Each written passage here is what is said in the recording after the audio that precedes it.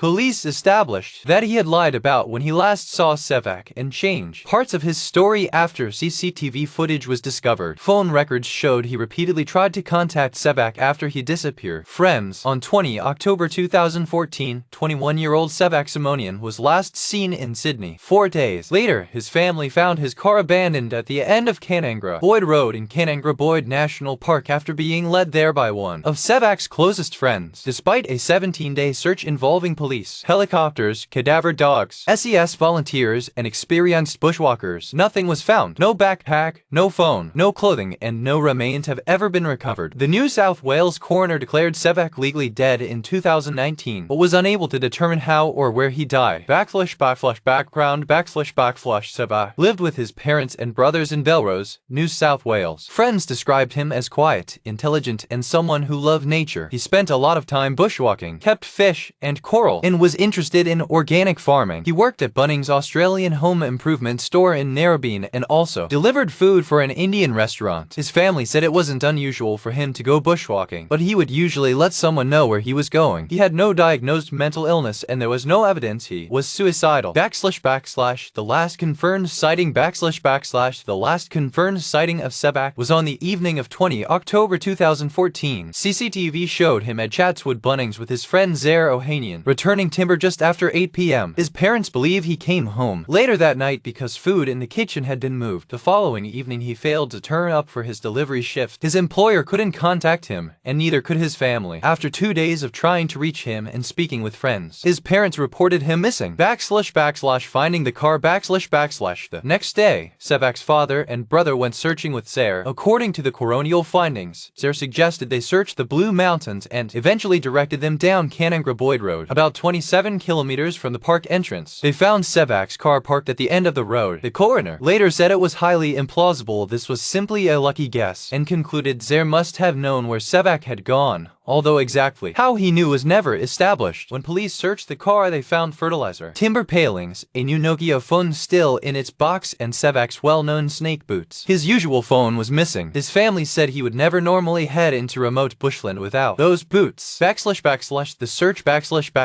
search began on 25 October and became the largest ever conducted in Kanangra-Boyd National Park. Search teams covered walking tracks, ridgelines, valleys, and waterways using helicopters, four-wheel drives, trail bikes, volunteer bushwalkers, and cadaver dogs. Nothing connected to Sevak was ever found. Search coordinators later told the inquest that if Sevak had still been alive and mobile after the search began, they believe he would likely have encountered searchers or been able to attract attention. Cannabis cultivation During the investigation, police learned that Sevak had been growing cannabis on a small scale. Several friends told the inquest that he had become interested in setting up remote guerrilla grows in bushland and believed Zaire was involved as well. Police also found cannabis seeds, growing equipment, and internet searches relating to Kanangra-Boyd National Park and survival techniques. The fertilizer and timber in Sevak's car were consistent with someone preparing or maintaining a grow site. However, investigators found no evidence that Sevak was involved in organized crime or that his disappearance was connected to drug debts or violence. Zaire Ohanian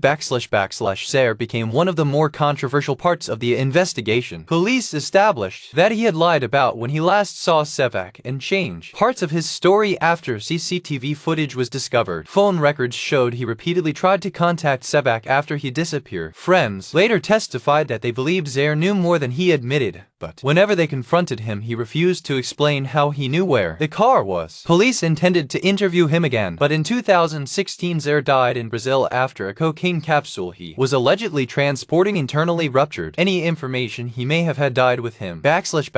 Coroner's findings The investigation found no evidence that Sevak had used his bank accounts, passport, Medicare card, or phone after October 2014. The coroner concluded that Sevak had died, but could not determine how, when, or exactly where. There was insufficient evidence to conclude he died by accident, suicide, or foul play. Discussion The strongest unanswered question is still Zaire's knowledge. The coroner was satisfied he knew where Sevak had gone, but there's no evidence because he was involved in Sevak's death. It's possible he knew about a hidden cannabis grow and didn't want to admit it because it would incriminate him. At the same time, Kanangra-Boyd is extremely rugged country, and accidental deaths there are not unheard of. Do you think this was most likely a hiking accident that left no recoverable trace? Or do you think there's something more Desire's role than the evidence was able to establish? If you have any information that could assist the investigation or help provide answers to Sevak's family, please contact Crime Stoppers Australia on /18003330000 or submit a report anonymously through Crime Stoppers.